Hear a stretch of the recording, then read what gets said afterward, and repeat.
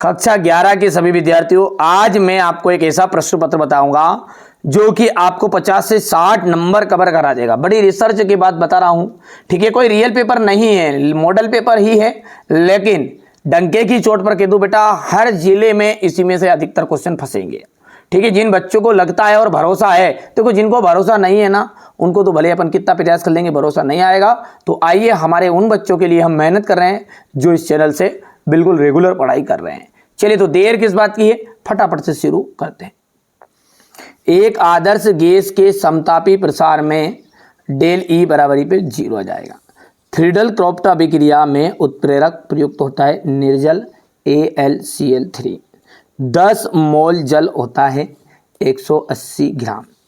अत्यधिक विद्युत ऋणी तत्व के आखिरी कक्ष में इलेक्ट्रॉनिक संरचना है NH2NP5। NTP पर 0.1 मोल गैस का जो आयतन है वो कितना होगा, तो 22.4 इसमें आयतन होगा। आधुनिक आवर्त सारणी में कितने वर्ग होते हैं, तो देखो 18 वर्ग होते हैं। यदि हम आगे की बात करें तो ये आपका choose of the correct option रहेगा, इंग्लिश मीडियम वाले बच्चों के लिए रहेगा ये, ठीक है। यहाँ से देखेंगे क्वेश्चन नंबर 3 हो गया है, 4 हो गया, 5 और 6 हो गया। तत्वों के रासायनिक गुण उनके परमाणु संरचना पर निर्भर करते हैं। डी ब्लॉक के तत्व संक्रमण तत्व कहलाते हैं। दहन उष्मा डेल एच का मान सदैव ऋणात्मक होता है। प्रक्रम जो विद्युत तापरोधी होता है रुद्रोष्म कहलाता है। यौगिकों में तत्वों का सरलतम अनुपात मूलानुपाती सूत्र कहलाएगा। पेपर क्रोमेटोग्राफी वितरण नियम पर आधारित है।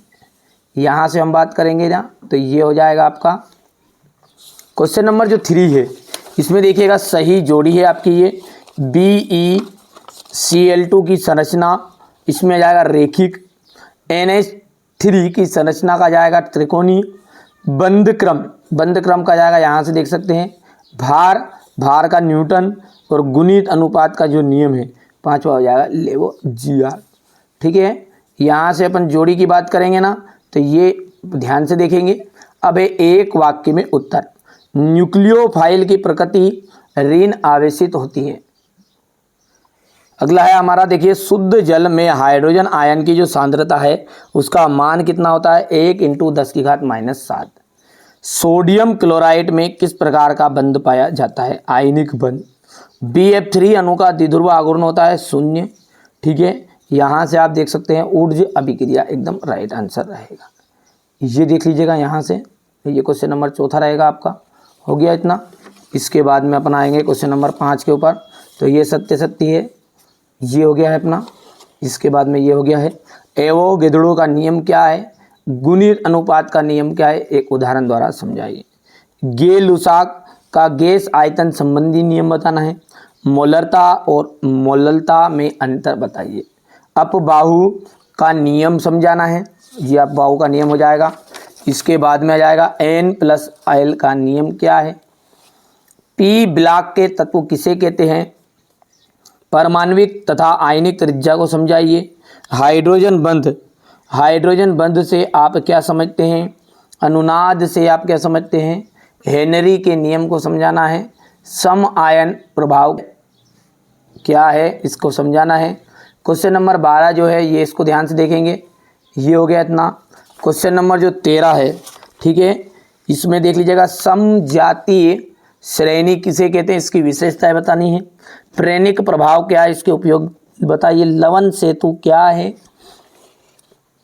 यदि हम बात करें विद्युत रासायनिक श्रेणी की, तो इसके उपयोग बताइए।